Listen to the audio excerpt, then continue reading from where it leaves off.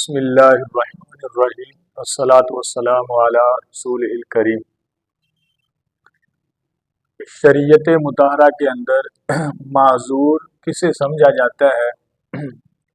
اس حوالے سے یاد رکھیں کہ شریعت مطہرہ میں معذور اس بندے کو کہا جاتا ہے ایک پوری نماز کا جو ٹائم ہے، جب سے نماز کا ٹائم شروع ہوا وہاں سے لے کے نماز کا ٹائم ختم ہونے تک، یہ جو پیریڈ ہے، اس پورے ٹائم میں کسی بندے کو کوئی ایسا عذر لاحق ہو جائے جس سے وضو ٹوٹ جاتا ہے اور اسے اس دورانیہ میں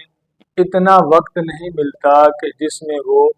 وضو کر کے کم از کم اس نماز کے فرض ادا کر لے، تو وہ اب شرعی طور پہ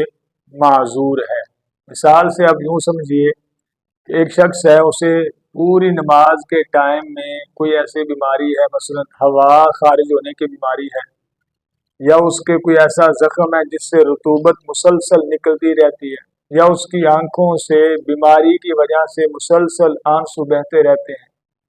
اور یہ مرض پوری نماز کے ٹائم میں یوں جاری رہتا ہے کہ اسے اتنا موقع نہیں ملتا کہ وہ وضو کر کے کم از کم فرض ادا کر لے، اتنا ٹائم کے لیے وہ ہوا نہیں رکتی یا وہ آنسو بیماری کی وجہ سے جو نکلتے ہیں وہ نہیں رکتے۔ اب یہ شرعی طور پہ معذور ہے۔ شرعی معذور کا حکم یہ ہوتا ہے کہ وہ جیسے ہی نماز کا ٹائم شروع ہو ایک بار وضو کرے، چاہے وہ جو اسے بیماری ہے وہ لاحق ہو رہی ہے، وہ دوبارہ پائی جا رہی ہے، تو اس سے اس کا وضو نہیں ٹوٹے گا۔ اب وضو کرنے کے بعد اس نماز کے ٹائم میں وہ جتنی مرضی نمازیں پڑھے، وقتی نماز پڑھے، سابقہ قضا نمازیں وہ پڑھ سکتا ہے، یا کوئی منت کی نماز ہے یا کوئی دیگر اور نمازیں ہیں، اس ایک نماز کے ٹائم میں جب اس نے ایک بار وضو کر لیا، اس پورے ٹائم میں جتنی مرضی نمازیں پڑھے، جو اسے عذر ہے اس کی وجہ سے اس کا وضو نہیں ٹوٹے گا۔ ہاں کوئی اور عذر پایا گیا تو کوئی اور بات پائی گئی تو وضو ٹوٹ جائے گا۔ مثلا ایک بندے کو جو بیماری ہے وہ ہے اس کے کوئی زخم ہے جس سے پانی بہتا رہتا ہے، رطوبت جس سے وضو ٹوٹتا ہے، اب وہ ایک ٹائم میں جب وضو کر لے گا چاہے اس سے پانی بہتا رہے، اس کی وجہ سے اس کا وضو نہیں ٹوٹے گا۔ لیکن کوئی اور بات پائی گئی جو وضو توڑ دیتی ہے، جو اسے بیماری ہے نہیں،